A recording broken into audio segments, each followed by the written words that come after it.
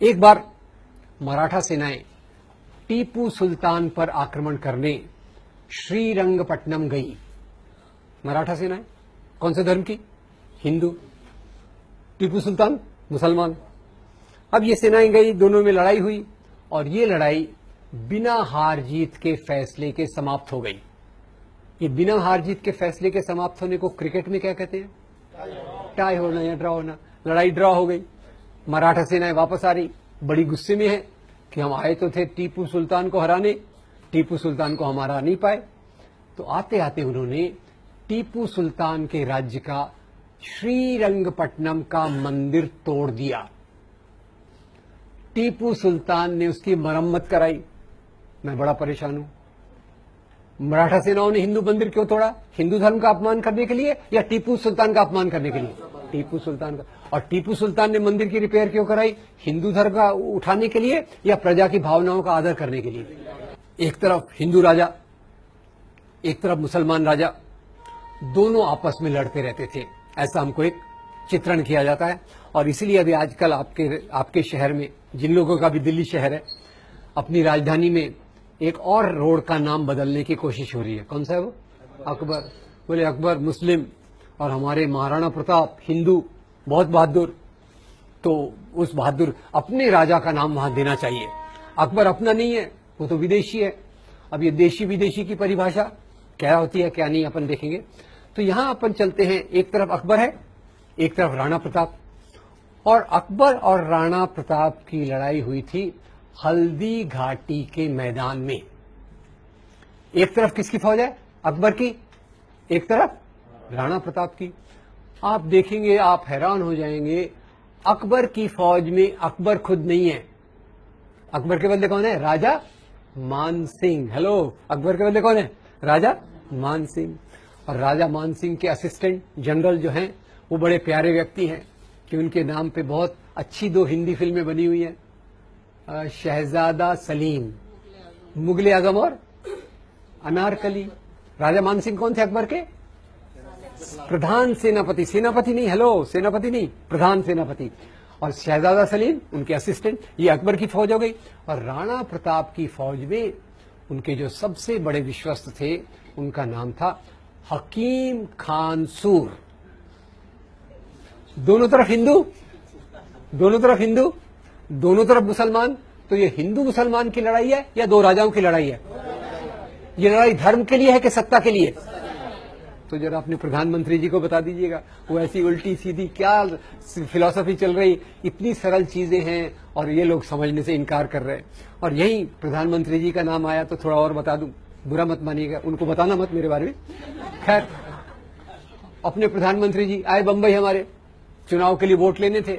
तो आपको पता है हमारे महाराष्ट्र बंबई में एक राजा बहुत पॉपुलर है। हमारे एयरपोर्ट का नाम, रेलवे स्टेशन का नाम, हमारे बड़े पार्क का नाम शिवाजी। यहां तक कि हमारा वड़ा पाव जो है ना, उसको भी हमने नाम शिव वड़ा पाव कर दिया। तब से वो ज्यादा स्वादिष्ट हो गया।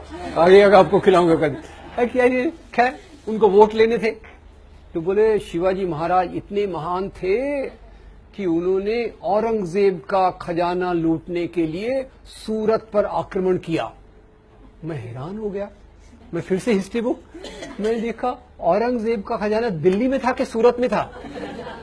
दिल्ली में था। अब शिवाजी महाराज जो हमारे थे, उनकी फौज एक बार सूरत पे आक्रमण करने जा रही थी। तो आपको मैंने बताया क्यों, इसकी बात क्यों कर रहा हूं, क्योंकि प्रधानमंत्री जी उसको उल्टा बता रहे। तो जब ये फौज सूरत पे आक्रमण करने जा रही थी तो शिवाजी महाराज ने अपनी फौज को 3 इंस्ट्रक्शंस, निर्देश दिए। ये इंस्ट्रक्शंस क्या थे?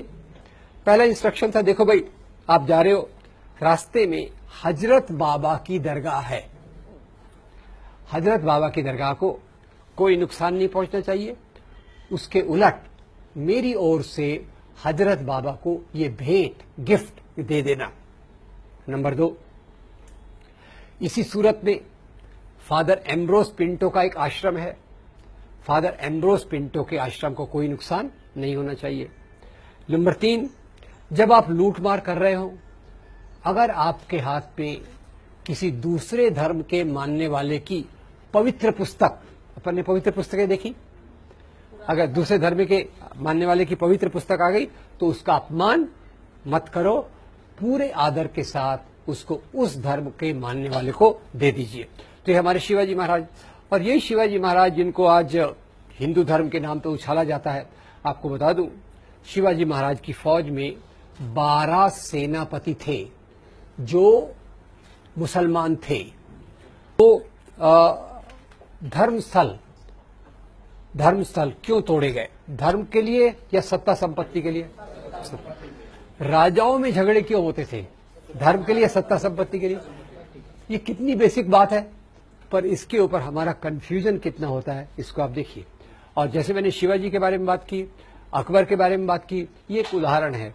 टीपू सुल्तान के बारे में भी अगर आप देखेंगे तो टीपू सुल्तान दक्षिण का एक बड़ा राजा था। वास्तव में by the way, Tipu Sultan Bharat का एक ही राजा है जो अंग्रेजों के खिलाफ लड़ाई करते हुए मारा गया, और कोई राजा नहीं मारा गया। क्रांति तो खैर 1857 की देखी, पर उसने अंग्रेजों के खिलाफ लड़ाई की, हिम्मत से की।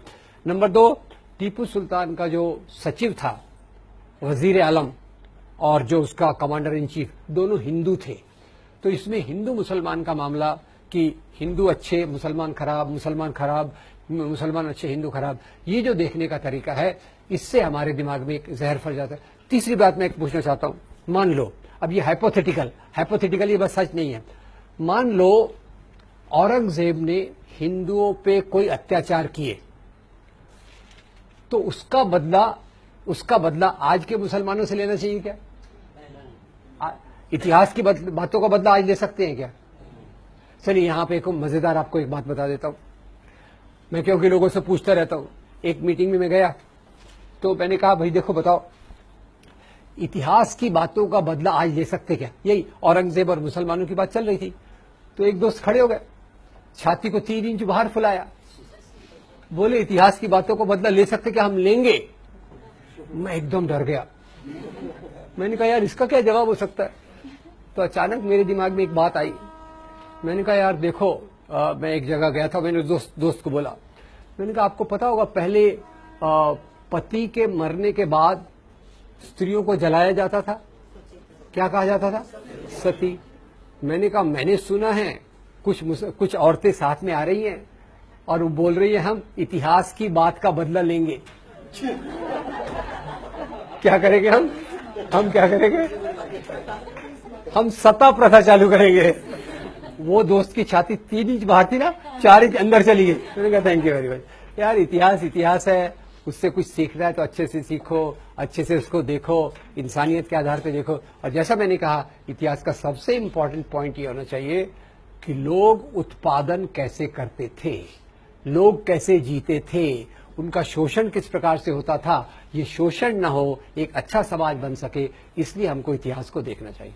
तो मध्ययुगीन काल को एक अंधकार का युग करके अंग्रेजों ने भी प्रस्तुत किया, हिंदू राष्ट्रवादी भी वैसा कर रहे हैं। So this period was also a period of interaction of Hindus and Muslims, Hinduism and Islam, and different type of cultures flourished in this period.